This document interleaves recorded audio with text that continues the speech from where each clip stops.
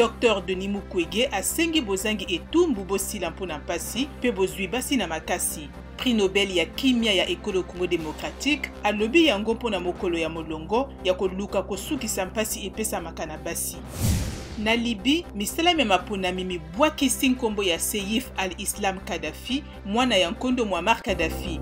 Maponami mabokonzi ya mboka makosala masanza ekoya pe mokambi ya batomboki Maréchal Khalifa Haftar, ministre wa yambo ya Mwantango Abdulhamid Beba na ministre ya kala ya mambi matali kati na mboka Fati Bashaga bazali kati na bato bazali kowelela.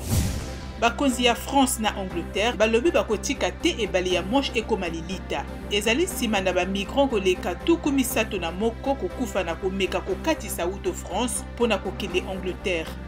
Ministre wa yambo ya Ethiopie azali kokamba mampinga na bisika ya bitumba na batomboki batigre. Opérateur ya radio ya kala oyo asukaka na mpete ya lieutenant-colonel Abiy Ahmed abengaki bana bamboka bayebanso kobundisa batomboki.